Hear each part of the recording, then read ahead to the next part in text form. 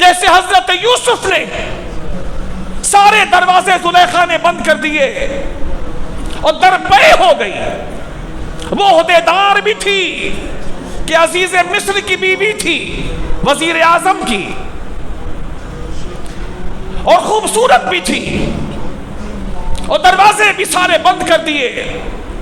حتیٰ کہ حضرت یوسف کے پیچھے دوڑی اور حضرت یوسف آگے بھاگے, اور اس نے آگے کا بھی دروازہ بند کر رکھا تھا, لیکن جتنے دروازے تھے سارے بند کیے تھے.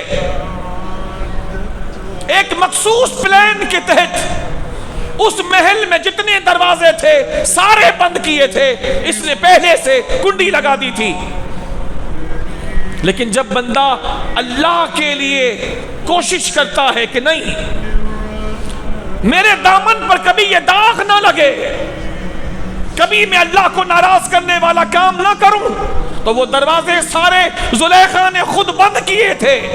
لیکن جب حضرت یوسف اپنے آپ کو بچانے کے لیے جب زلیخا نے کہا ہائی تلک, کیا بات ہے کہ میری طرف توجہ نہیں کرتا, اور گناہ کی طرف آ, تو حضرت یوسف کی زبان سے پہلا لفظ نکلا معاذ اللہ معاذ اللہ, اللہ کی پناہ اللہ کی پناہ, اور بھاگے. ایک نبی کے اوپر داؤ چلایا گیا شیطان کی طرف سے, نبی بھاگے. جب بھاگے اپنے آپ کو بچانے کے لیے, پہلا دروازہ سامنے آیا جو زلیخا نے بند کیا تھا. لیکن جو اللہ کے ڈر سے اپنے آپ کو بچانے کے لیے کوشش کرتا ہے, اللہ اس کے لیے راستے نکال دیتا ہے. جو دروازے خود زلیخا نے اپنے ہاتھوں سے بند کیے تھے, حضرت یوسف دوڑتے ہوئے جب ان دروازوں کے قریب پہنچتے تھے, خدا خود ان دروازوں کو کھول دیا کرتا تھا, خدا کھول دیا کرتا تھا. اور آخری دروازہ, یہ بھاگتے بھاگتے جب آخری دروازے کے قریب پہنچے, اور زلیخا بھی تیز دوڑ رہی تھی ان کے پیچھے,